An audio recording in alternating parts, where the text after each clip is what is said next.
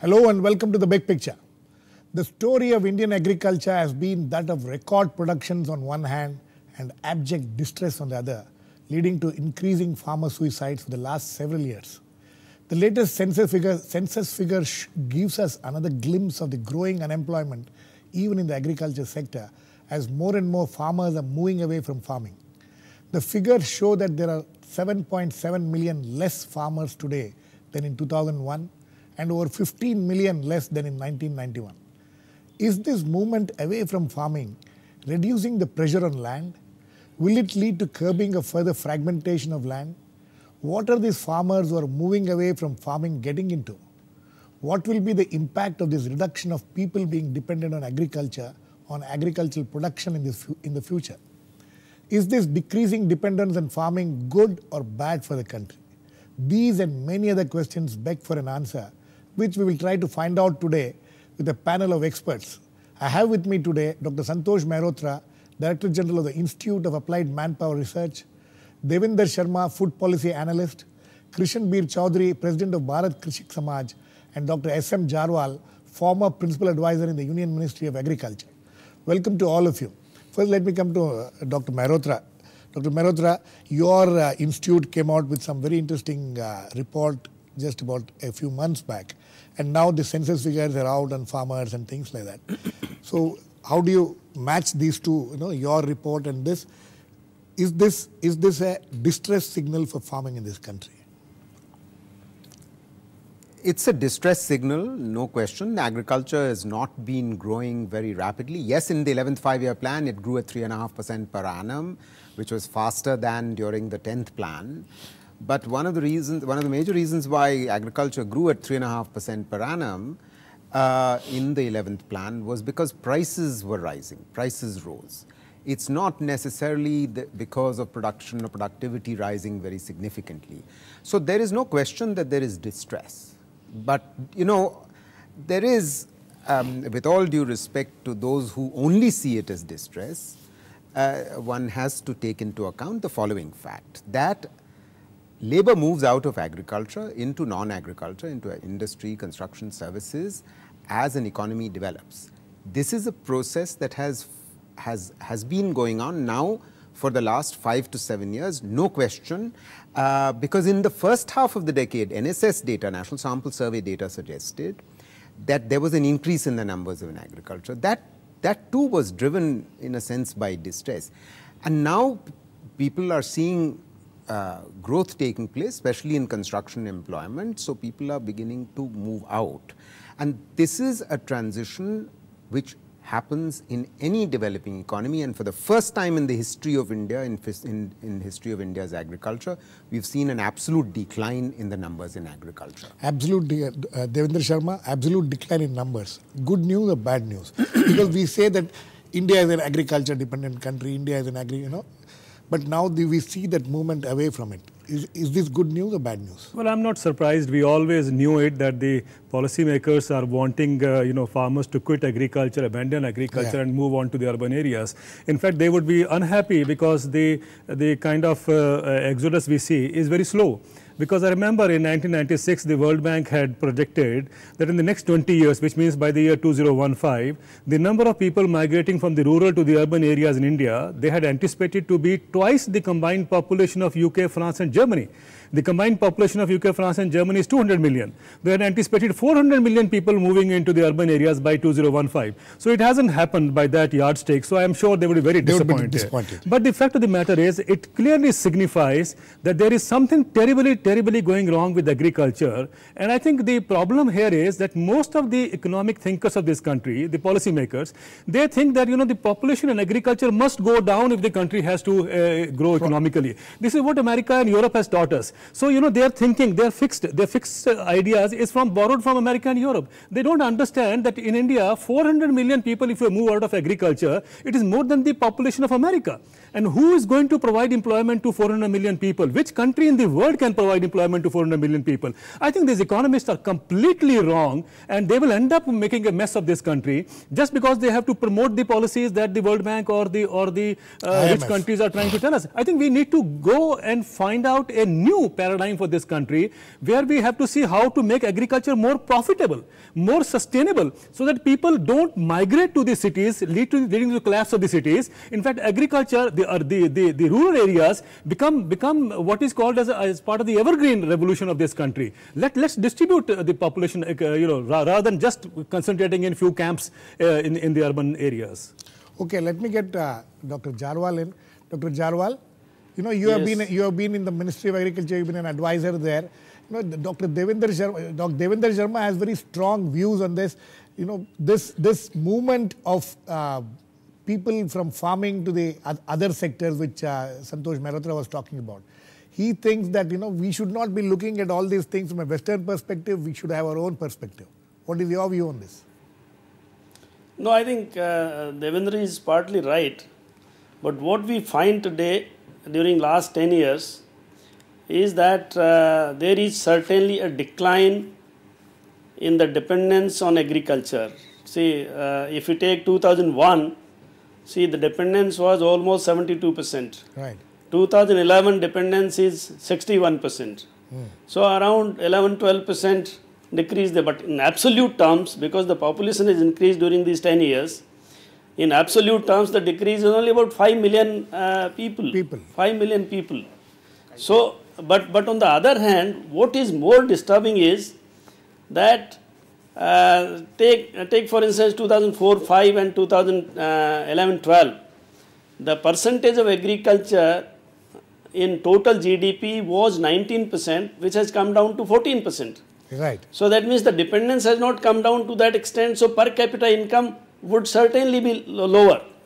So I think that is a disturbing feature, because the way the dependence is still sticking to that high level, and the income or the GDP, agriculture GDP is not coming down. So I think that is a problem. Okay. Mr. Krishan Bir Chaudhary, this pressure on farming, you have been talking a lot about this whenever we have had discussions here, the kind of pressure which the farmers are having, and farming is no more a profitable business.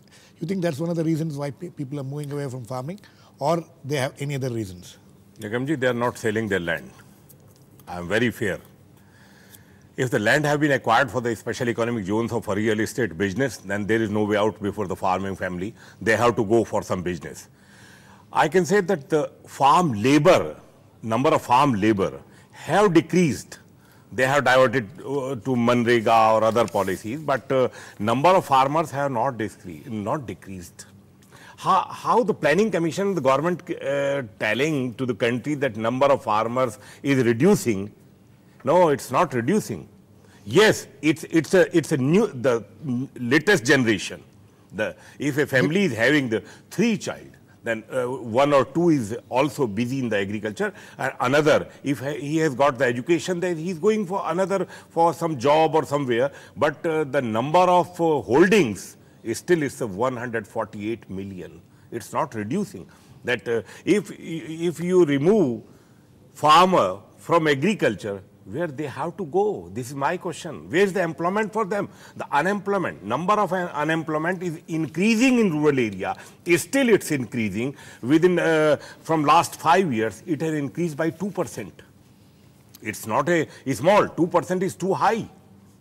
And if the planning commission is telling us that a number of farmers is reducing and number of reducing, no, number of holdings is not reducing.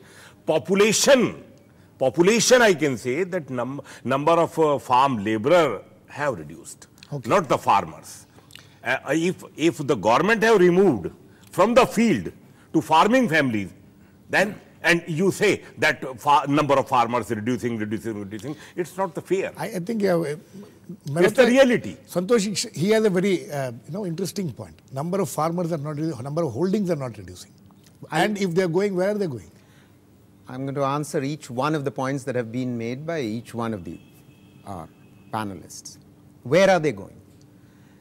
First of all, you've seen an increase in employment in construction between 2000 and 2005 of about 9 million. From 9 million or 8 to 9 million, it went from sort of from 8 to 9 million to about 17 million. In the second half of the decade, from 2005 to 2010, construction employment in the country, both rural and urban, increased from 17 million to 42 million. So what are we seeing here? We're seeing a dramatic increase in employment in construction. Why are they going? Are they going just for fun? Clearly they are not. They're going because they're getting higher wages there. So they aren't getting those wages in the rural areas. They're getting better wages in construction. That's why they're going. Point one. Point two, there is this notion that 400 million people, as Mr. Sharma says, are going to move out of agriculture. 400 million people don't even work in agriculture. There are 238 million people today who work in agriculture. In the best case scenario... What is the dependence on agriculture?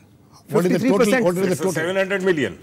So 53%. I'm talking about the workforce. The total workforce in the country is 460 million, of which 238 million work in agriculture, which is 53% of the workforce. I'll come back to that. I will come to you, Dr. Jarwal. Let Dr. Mehrotra finish. Yeah. So, where are the 400 million people in agriculture who are even going to move out? Point one. In the best case scenario, our estimates are that the absolute number of people in 10 years' time will, of the workforce that is, will go down from the current 238 million to about 200 million. And you think that's a good thing that should happen? Well, if jobs are being created in construction or in manufacturing or in services, where are the workers going to come from? They are not going to drop from heaven. So it's a normal process that happens through the structural transformation. And this bogey that is constantly thrown at us, that this is a World Bank view and this is a Western perspective, this is a way of diverting attention from the real position that this is not just an Indian government position. This is simply a logical position that you need people who will be working in non-agriculture. And they have to come from? And they have to come from somewhere. And finally, let me just say that there was a point made that, the numbers is not in fact reducing. One member of the family is going. Of course, one member of the family is going. Yes, they are diversifying their sources of livelihood, which is what any logical family, any rational family is going to do. But the fact of the matter is the census is saying. So how can we fly in the face of facts that the census has said that there was a decline in 5 million cultivators? Now, what does that mean? Let us understand what the data means. The number of farms might not be dropping, but there's reverse tenancy taking place, meaning these are small marginal farmers who are not being able to till the land and make enough money to make a livelihood. They're looking for alternate sources. That's right. So they are leasing their land out to slightly, middle farmers or even larger farmers. They are earning something from that, and that's what's happening. So yes, the number of holdings is not declining. Okay, I think on that note, Dr. Jarwal, you wanted to intervene. Yeah. Quickly, actually, before we need to go into a short break, but before that, you can please come in. I wanted to make a correction. Yes. And the correction is that the number of cultivators, if you compare 2001 and 2011, has gone down from 127 to 118. But the more disturbing feature is the laborers, agricultural laborers number has increased to 144 million. Yes. From 106 or 7 million. So I think more farmers are converting into agricultural laborers. 182 million according to the census. 182 million. Yes, these are disturbing signs. But I just want to clarify what that means, what that number means. Because what that means is that same small and marginal farmer is spending some of his time in the year in being a landless, in being a laborer and diversifying his income. Okay, I'm sure both Krishnbir Chaudhary and Devinder Sharma have points to make on these issues raised by Mehrotra. We will come back to them, but before that, let's go into a short break now. Please keep watching. We'll be back very soon. Welcome back. We are discussing the issue of farmers moving away from farming and discussing what kind of an impact it will have on various things. Devinder Sharma, he has made some very forceful points. You know, he says that this 400 million which you're talking about is there are not 400 million workers are not there in the farming itself. That's one thing. Second thing is, he says that this is a very rational, logical movement. Well, where did I first say that they are in agriculture?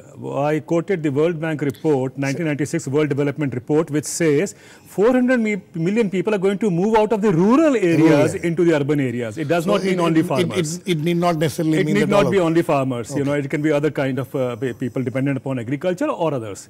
You know, so that's one clarification.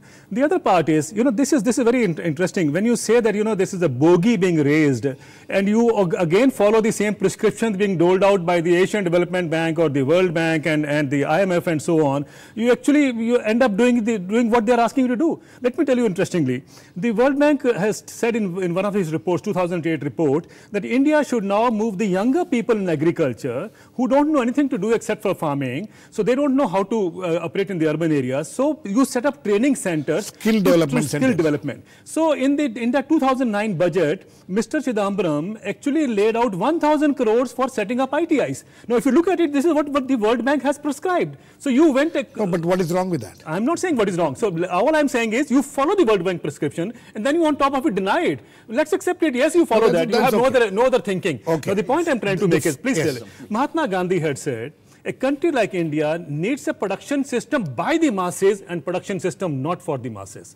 I think that is the answer which we must focus on. You know, we need people to produce more. These producers are not only producers, they are also consumers. Unless they get money in their hand, they will never be able to consume. So your cycle will never work. Now, the point here is the average monthly income of a farming family in India, according to the NSSO, which the parliament was told recently, is rupees 2,115.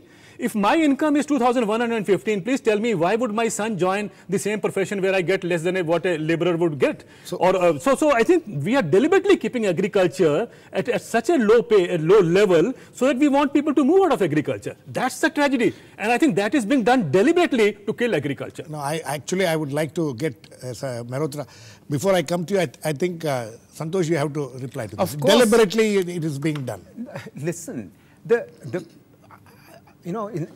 big problem is that public investment in agriculture is not taking place, meaning government is not investing in agriculture. There is no question about that. To that extent, I'm sure Mr. Sharma and I are in complete agreement.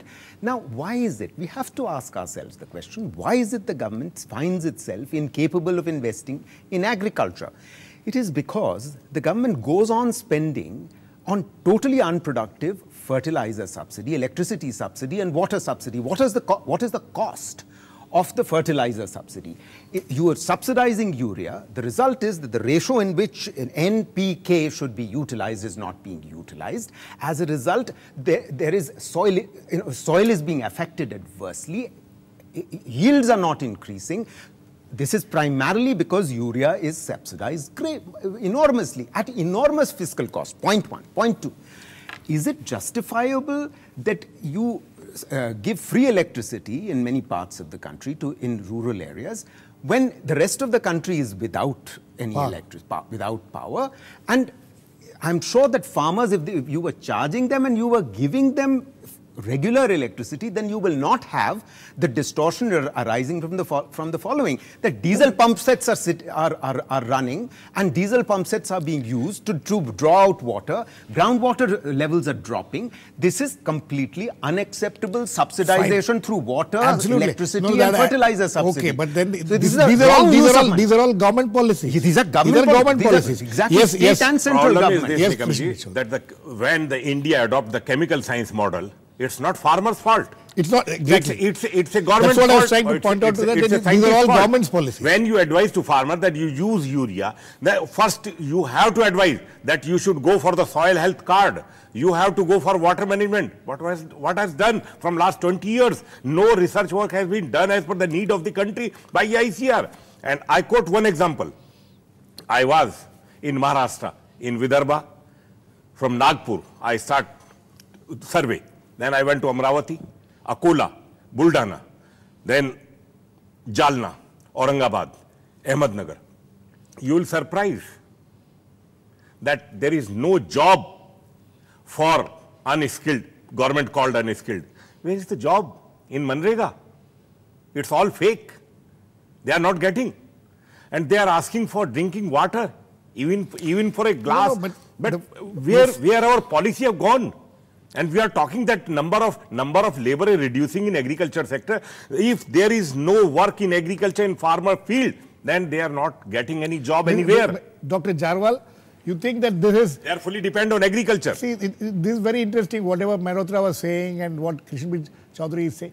See, these are all government policies. The political parties come out with these populist slogans, give free electricity, and then say that we can't, we can't put more money into agriculture because we are doing all these things. No, I think this is a very simplistic view being taken by Dr. I should be excused for saying so, Dr. Mehrotra, because whatever we have been able to achieve in the agriculture sector is basically because of these inputs, whether it is fertilizer, whether it is irrigation, whether it is electricity.